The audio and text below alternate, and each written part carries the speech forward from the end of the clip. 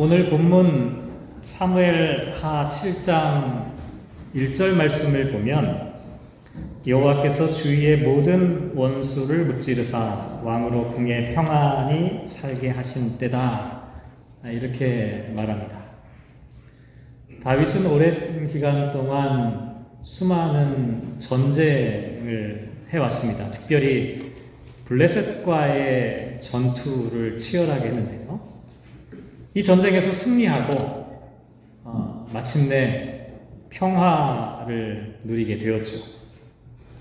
이때 다윗은 2절을 보면 백향목 궁에 살고 있었다, 이렇게 말합니다. 백향목, 시다 나무로 만든 집입니다.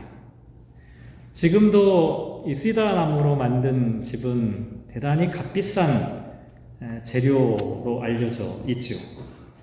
그런데 이때 당시에 시다 나무는 그 주변에 있는 두로라고 하는 나라로부터 수입해 오는 나무였습니다. 그러니까 이스라엘에서는 구하기 어려운 나무였죠. 아무나 시다로 집을 지을 수가 없었습니다. 특별한 사람들, 권력자들만 가능한 일이었죠. 결국 이 말은 다윗이 이때 당시에 최고의 통치력, 정치 군사적으로 막강한 파워를 갖고 있다는 것을 나타내고, 또한 경제적으로도 대단히 부유했다라고 하는 것을 보여주는 증거입니다. 이렇게 최고의 권력자가 되어 최상의 시간을 보내고 있던 다윗이 어느 날 나단 선지자에게 이런 말을 꺼내기 시작합니다. 2절에 보면 나는 백향목 궁에 살거늘 하나님의 궤는 휘장 가운데 있도다. 나는 이렇게 좋은 집에 살고 있는데 하나님의 궤는 저 텐트 안에 있다. 그러자 다윗의 마음을 잘 알고 있던 나단 선지자, 나단 선지자는 다윗의 참모 역할을 하고 있었던 것으로 보이는데요. 이렇게 대답하죠. 3절에 보면 여호와께서 왕과 함께 계시니 마음에 있는 모든 것을 행하소서. 나단 선지자가 볼 때 다윗과 하나님의 마음은 서로 같을 것이다. 그러니 당신이 지금 원하는 것을 행하십시오 라고 이야기를 했던 것이죠. 그런데 그렇지 않았습니다. 하나님의 반응은 전혀 달랐죠. 5절 말씀에 보면 네가 나를 위하여 내가 살 집을 건축하겠느냐 라고 말씀하셨습니다. 이건 반어법이에요. 건축하겠느냐라고 질문한 게 아니라 건축할 수 없다라고 하는 것을 강조하는 것이죠. 참 이상하지 않나요? 하나님의 집을 짓겠다라고 자원했는데 왜 하나님께서는 다윗이 하나님의 집을 지을 수 없다, 이렇게 말씀하셨을까요? 여기에 대해서 가장 정확한 해석을 한 분이 제가 볼 때는 유진 피터슨이라고 하는 분인 것 같은데요. 다윗 현실에 뿌리박은 영성이라고 하는 책을 보면 이 대목을 이렇게 설명하고 있습니다. 잘못된 일을 저지를 때 우리는 보통 곧 깨닫고 회개하고 다시 제 자리를 찾아간다. 그러나 좋은 일을 하고 있을 때는 스스로 우쭐해지고 박수갈채와 칭찬에 고무되어서 그만 하나님을 의지하는 마음을 잃어버리기 쉽다. 다윗은 하나님을 위해 스스로 세운 계획에 너무나 사로잡힌 나머지 하나님이 누구인지에 대해서는 완전히 잊어버릴 염려가 있었다. 겉으로 볼 때 다윗이 성전을 짓겠다라고 생각한 것은 너무나 훌륭한, 너무나 신앙적으로 위대한 그런 생각처럼 보입니다. 그런데 유진 피터슨은 여기에 대해서 뭐라고 말했냐면 지금 다윗은 성공과 승리에 도취되어 자기 힘으로 무엇인가를 할 수 있다는 생각에 빠져 있었고, 그래서 하나님을 의지하겠다는 그 마음을 잃어버렸다는 겁니다. 오히려 자기가 너무 성공하다 보니까 자기가 마치 하나님을 돌보는 존재가 된 것처럼 착각하고 있었다는 것이죠. 그래서 하나님께서는 성전을 건축하겠다는 다윗의 호의를 거절하신 것이고, 도리어 하나님께서 너를 위하여 집을 짓겠다라고 말씀하신 겁니다. 오늘 이 부분을 함께 생각해 볼 겁니다. 다윗이 도대체 하나님에 대해 오해했던 부분은 과연 무엇일까? 그리고 하나님께서 저와 여러분을 위해서 짓는다고 말씀하신 그 집은 과연 어떤 집일까? 먼저 조금 전에 말씀드린 대로 다윗이 이렇게 말했죠. 하나님의 궤는 휘장 가운데 있도다. The ark of God stays in a tent. 텐트 안에, 천막 안에 하나님의 궤, 하나님의 임재가 상징하는 그 궤가 그 텐트 안에 있다. 이게 무슨 의미를 담고 있는 것일까요? 이건 한마디로 말씀드리면 다윗이 갖고 있었던 하나님에 대한 속물적인 생각을 나타냅니다. 속물주의. 우리가 많이 사용하는 단어이죠. 무슨 뜻입니까? 인간의 가치를 인간의 외적인 요건에 따라 평가하기 때문에 세속적인 이익이나 명예를 탐하는 것을 나타내죠. 예를 들면 이런 겁니다. 좋은 차를 타고 좋은 집에 살고 좋은 음식을 먹고 좋은 가방을 들고 있으면 그 사람이 뭔가 대단한 사람이 된 것처럼 생각하는 겁니다. 그러니까 사람들이 어떻게 합니까? 속물주의에 빠지면 끊임없이 이 겉모양과 외양을 치장하려고 애를 쓰게 되죠. 그런데요, 그런 분들에게는 대단히 죄송하지만 기독교 신앙과 속물주의는 전혀 관계가 없습니다. 왜냐하면 하나님은 보이지 않는 하나님이거든요. 하나님은 안 보이시는 분이에요. 십계명에서도 아무 형상이든지 만들지 말라라고 말씀하셨습니다. 하나님은 어떤 외부적인 환경과 조건에 따라 존귀하게 되거나 아니면 외부적인 환경과 조건이 나빠지면 비천하게 되는 그런 분이 아닙니다. 거꾸로예요. 오히려 하나님께서 임재하시면 비천하고 또 낮은 자리로 거룩하고 특별한 곳이 됩니다. 생각해 보시기 바랍니다. 예수님께서 탄생하셨던 말구유, 가장 비천한 자리였잖아요. 하지만 그 말구유가 더 이상 비천한 자리가 아닙니다. 왜냐하면 그곳에 그리스도께서 성탄하셨기 때문이죠. 또 이런 말씀도 있죠. 이사야서 66장 1절 말씀에 보면 여호와께서 이와 같이 말씀하시되 하늘은 나의 보좌요 땅은 나의 발판이니 너희가 나를 위하여 무슨 집을 지으랴? 내가 안식할 처소가 어디랴? 도대체 이 땅에 어떠한 재료로 하나님을 짓겠다는 말이냐? 라고 하는 질문입니다.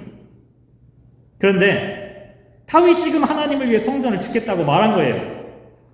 하나님에 대해 전혀 알지 못했기 때문입니다. 하나님을 오해하고 있었기 때문입니다.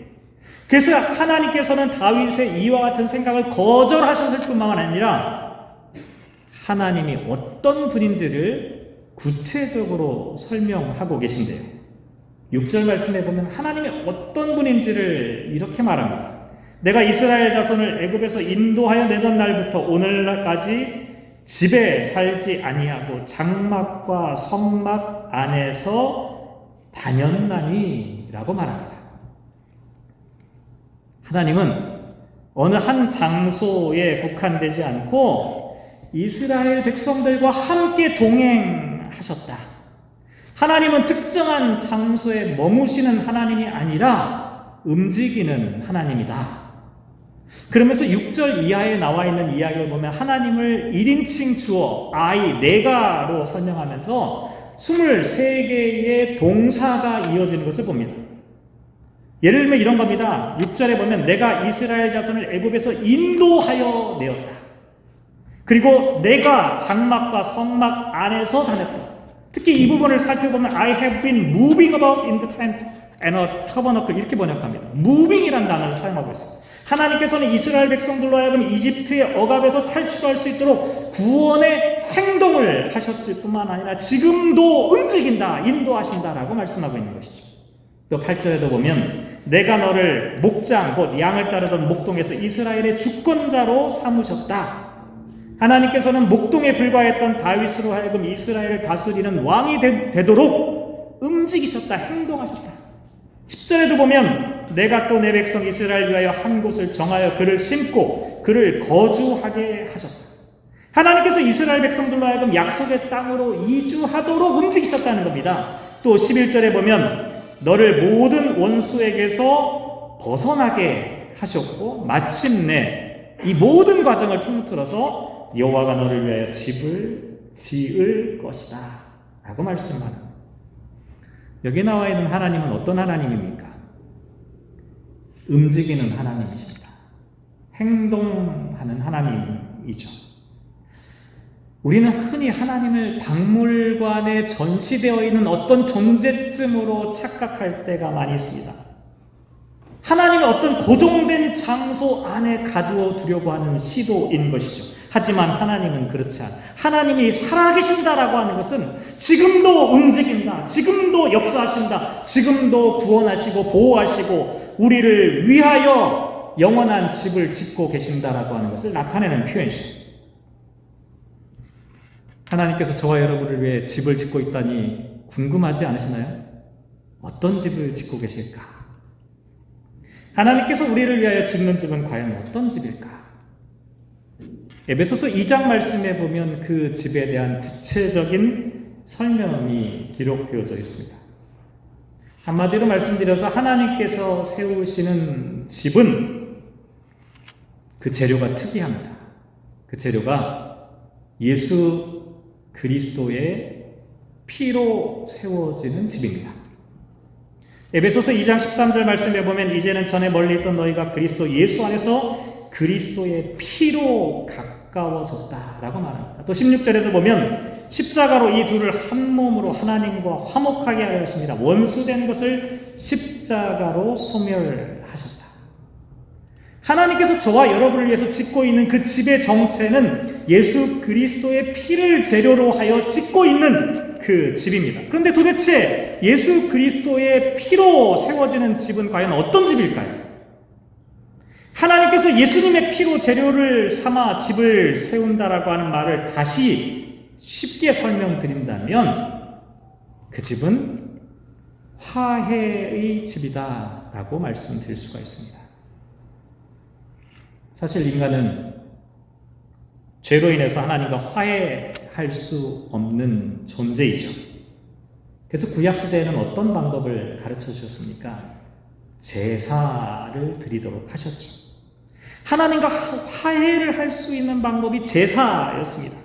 sacrifice 하는 겁니다. 어떤 동물을 잡아서 희생시키는 겁니다. 그것을 통해서 우리의 죄를 속죄하는 겁니다. 그래서 제사라고 하는 것은 죄에 대한 속죄, 그리고 여기에 대한 하나님의 용서가 일어나는 사건이 바로 제사입니다. 어떤 거룩한 형식이 아니에요. 리토지가 아닙니다. 여기에는 속죄와 용서가 일어나는 사건이 바로 제사의 핵심입니다. 그런데 문제는 뭐냐면 구약의 제사는 불완전해요. 인간이 죄를 지을 때마다 반복적으로 그 제사를 드려야만 하나님과 화해를 이룰 수가 있었죠. 그런데 예수 그리스도께서 십자가에서 희생제물이 되어 죽으심으로 말미암아 하나님과 인간 사이에 완전한 화해를 이룰 수 있게 되었다는 것이죠. 그래서 하나님의 집, 하나님께서 저와 여러분을 위해서 세우시는 그 집은 십자가의 능력으로 하나님과 화해가 일어나는 집입니다. 그러니까요, 지금 우리가 있는 이 자리가 하나님의 집이 되려면 앞에 십자가가 달려있고 교회 의자가 있고 예배의 모습을 갖추고 있다고 해서 하나님께서 세우시는 집이 되는 것이 아닙니다. 바로 이곳에서 하나님과 나 사이에 화해가 일어나야 하는 겁니다. 하나님 앞에 나의 잘못과 죄를 인정하고 고백하고 하나님께서 주시는 은혜와 은총으로 말미암아 용서와 영생의 축복을 누리는 이와 같은 하나님과의 화해가 일어나야만 그곳이 하나님께서 세우시는 집이 된다는 것이죠. 그런데 하나님께서 세우시는 집, 십자가의 보혈로 세우는 그 집에는 하나님과의 화해라고 하는 측면 외에 또 다른 측면이 있는데, 그건 뭐냐면 십자가의 수직과 수평이 있는 것처럼 사람들 사이에서의 화해도 함께 존재합니다. 그래서 19절 말씀에 보면 그러므로 이제부터 너희는 외인도 아니요 나그네도 아니요 오직 성도들과 동일한 시민이요 하나님의 권속이라 이렇게 말합니다. 여기 나와 있는 너희는 누군지 아십니까? 여기 나와 있는 너희는 두 종류의 사람들을 나타냅니다. 당시에 사도 바울이 목회하고 있던 교회 안에 두 종류의 사람들이 있었는데 이 사람들이 누구냐? 한편으로는 유대인으로서 그리스도인이 된 사람들이고 다른 한편으로는 이방인으로서 그리스도인이 된 사람들입니다. 여기 나와 있는 사람들이 너희라고 하는 표현이 바로 이들을 가르칩니다. 그런데 문제는 유대인 출신과 이방인 출신들이 서로 사이가 좋지가 않았습니다. 유대인들은 이방인을 하나님 나라에 포함될 수 없는 외국인이라고 생각했습니다. 외인이라고 생각했죠. 이방인들도 마찬가지입니다. 유대인들을 이 세상에서 아무런 권리가 없는 외계인 같은 존재라고 생각을 했습니다. 유대인과 이방인은 서로를 미워하고 증오했어요. 지금도 중동 지역에서는 끊임없이 전쟁이 일어나고 있습니다. 그 뿌리가 어디에 있습니까? 여기에 있어요. 인간의 증오와 인간의 미움과 인간의 갈등과 투쟁, 교회 안에도 사람들의 이 갈등과 분열이 끊임없이 일어나고 있었다는 것이죠. 그런데 사도 바울 이렇게 말합니다. 이제는 그렇지 않다. 유대인과 이방인들이 이제는 같은 성도들이 되었고 동일한 시민이 되었고 하나님의 권속 가족이 되었다라고 말하고 있는 것이죠. 도대체 이게 어떻게 가능하다는 말일까요? 조금 전에 말씀드린 대로 13절을 다시 보면 전에 멀리 있던 너희가 그리스도 예수 안에서 그리스도의 피로 가까워졌기 때문이다 라고 말합니다. 또 14절에 보면 그는 우리의 화평이신지라 둘로 하나를 만드사 원수된 것 곧 중간에 막힌 담을 자기 육체로 허셨기 때문이다. 유대인과 이방인 사이에는 담으로 가로막혀 있었다는 겁니다. 실제로 담이 있었어요. 예루살렘 성전에 보면 유대인의 성소와 이방인의 뜰을 서로 가로막고 있었습니다. 건너갈 수가 없었다는 얘기입니다. 서로 나누어져 있었지요.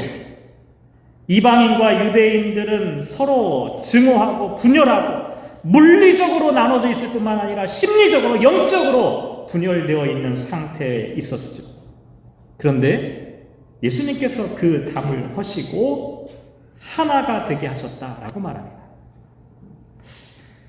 그런데 어떻게 예수님께서 그 담을 헐고 하나가 되게 하셨을까? 어떻게 하셨을까? 16절을 다시 보면 원수된 것을 십자가로 소멸하셨다. 그렇게 싸우고 있던 이방인과 유대인들의 그 갈등을 예수님의 십자가로 소멸시키셨다. 이게 하나님께서 세우고 계신 집의 모습입니다. 그런데 이런 설교를 할 때 제가 늘 마음속에 부담이 되는 것은 이런 생각입니다. 분명히 예수님의 피로 원수된 것을 완전히 소멸하셨다고 말씀했어요. 하나님과 화해가 일어났고 인간과 인간 사이의 화해가 성취되었다라고 말씀하십니다. 질문 드립니다. 정말 그렇습니까? 저와 여러분의 현실이 정말 그렇습니까?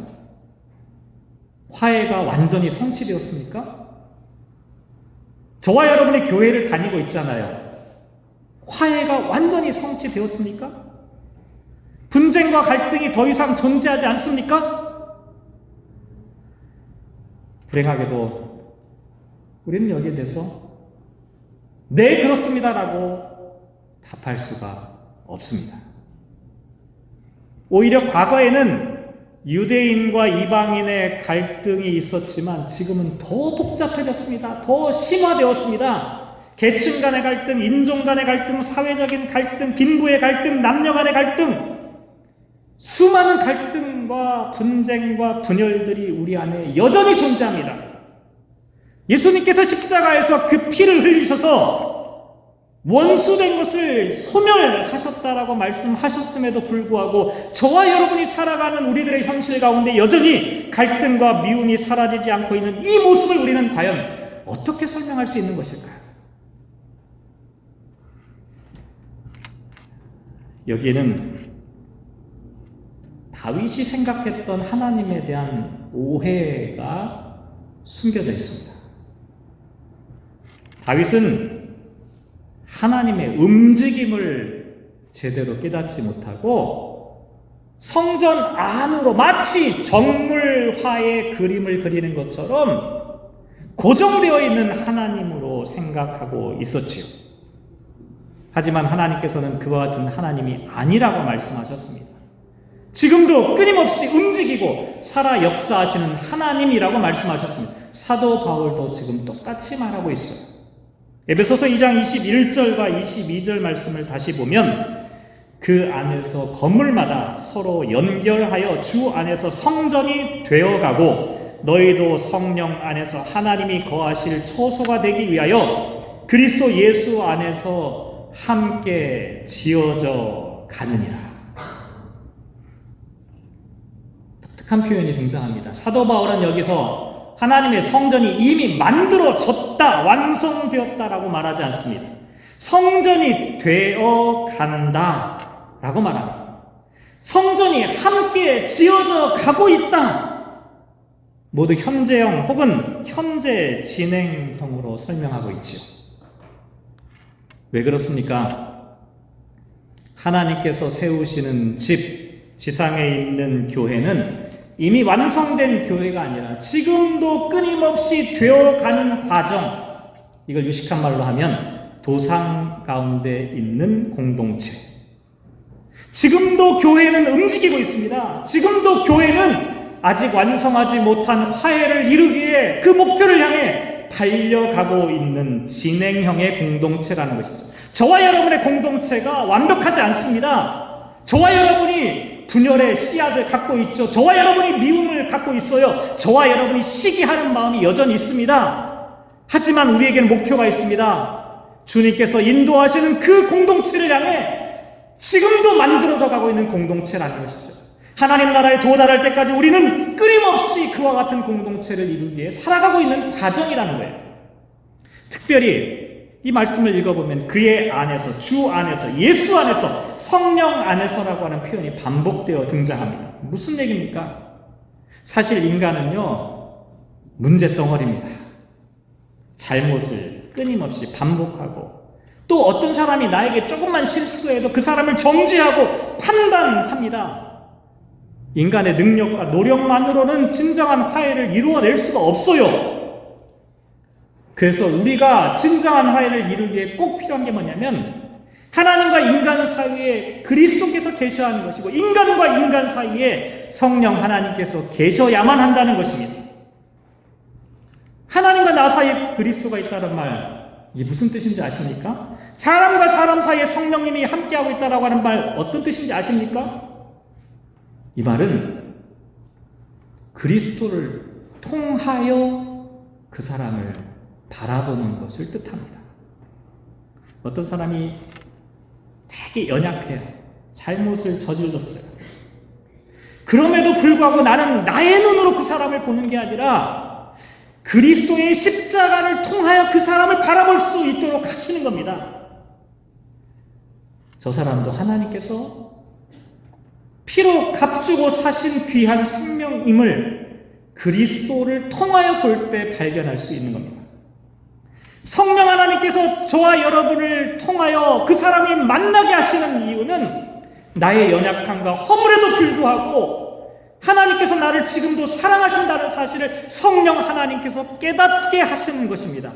이것이 그 사람을 바라볼 때 그리스도의 눈으로, 성령님의 눈으로 바라보는 것이죠. 이것이 이 땅 가운데 화해가 일어날 수 있는 유일한 길입니다. 설교를 마무리하도록 하겠습니다. 사실 다윗이 성전을 짓겠다고 말을 했지만 그것도 하나님을 위해서 성전을 짓겠다. 그런데 그것은 정직한 표현이 아니었습니다. 하나님을 위하여 집을 짓겠다고 말은 했지만 사실은 자기를 위한 집을 지으려고 했던 것이었습니다. 왜냐하면 다윗은 알았어요. 전쟁을 통해서 수많은 피를 흘렸다는 것을 누구보다도 알고 있었죠. 다윗은 그래서 성전을 통해서 이것을 만회하고 싶은 욕망이 있었던 거예요. 겉으로는 하나님을 위하는 것처럼 보이지만 실상은 자기의 약점을 감추려고 하는 얄팍한 시도였다는 것이죠. 더군다나 이때 다윗이 성전 정도의 건물은 충분히 지을 수 있는 능력이 있었어요. 제가 서두에도 말씀드렸죠. 시다 나무로 궁궐을 지을 수 있는 능력, 정치적인 능력, 군사적인 능력, 경제적인 능력, 성전 얼마 안 돼요. 다윗은 하나님의 집을 빙자하는 건물을 몇 채라도 지을 수 있는 사람이었죠. 하지만 다윗은 성전을 짓지 않았죠. 마음만 먹으면 성전을 흉내낼 수 있는 건물을 세울 수 있었지만 그렇게 지어진 건물은 결코 성전이 될 수 없다는 사실을 깨달았던 겁니다. 저는 이것이 다윗의 위대함이라고 생각합니다. 성전을 짓는 것이 위대한 것이 아니라 성전을 지을 수 있는 능력이 있음에도 불구하고 그것이 하나님의 뜻이 아님을 깨닫고 중단할 수 있는 것이 진짜 용기라는 것이죠. 결국 어떻게 되죠? 다윗은 성전을 짓지 않았지만 성전에 초석을 놓을 수 있었습니다. 저와 여러분도 마찬가지입니다. 우리는 하나님의 집을 지을 수 있는 사람들이 아니에요. 그럴 만한 능력도 자격도 없는 사람들이죠. 오히려 저와 여러분은 하나님께서 지금 세우고 계시는 그 집으로 초대를 받은 사람들입니다. 저와 여러분을 하나님께서 화해의 집으로 초대하셨습니다. 용서와 자비의 집으로 불러주셨죠. 그곳에서 예수 그리스도를 모퉁이 돌로 세워지는 참된 하나님의 집을 보여주셨습니다. 그리고 이렇게 불러주셨습니다. 저와 여러분을 그 하나님의 집의 일부분이 되는 특권을 허락해 주셨죠. 간절히 바라기는 다윗처럼 주님 말씀하시면 나아가고 주님 뜻이 아니면 멈춰 설 수 있는 사람, 하나님께서 세우시는 그 집의 초대가 되어 하나님의 집의 일부로 살아가는 그와 같은 복을 누리시기를 주님의 이름으로 기원합니다. 기도하겠습니다.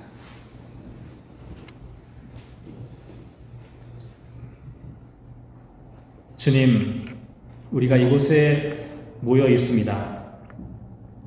이곳이 하나님께서 세우시는 집이 되기를 간절히 소망합니다. 십자가를 내걸고 교회의 모습을 갖추었다고 해서 저절로 하나님의 집이 되는 것은 아닙니다. 이곳에서 예수 그리스도의 피로 말미암아 화해가 일어나야만 하나님과 나 사이의 분열과 그 죄악이 용서받는 은혜가 일어나야만 이곳이 하나님의 집입니다. 또한 이곳에서 오랫동안 가슴 속에 묵혀왔던 미움과 상처와 분열과 시기와 증오와 쳐다보고 싶지도 않은 그런 마음을 갖고 있는 사람들이 예수 그리스도의 십자가의 보혈로 말미암아 성령님께서 보여주시는 눈을 갖게 됨으로 말미암아 용서와 화해와 사랑과 자비가 일어나게 될 때 이곳은 하나님의 집이 되어집니다. 하나님께서는 지금도 이곳에 이와 같은 하나님의 집을 건축하고 계십니다. 우리가 이 집의 일부분이 되게 하여 주십시오. 이 집과 함께 하나님의 성전으로 살아가는 우리 모두가 되게 하여 주십시오. 주의 말씀을 듣고 응답하고 주님 따라 살아갈 수 있는 용기를 저희들에게 허락하여 주십시오. 함께 하시기를 간절히 소망하며 이 모든 말씀 예수님의 이름으로 기도합니다. 아멘.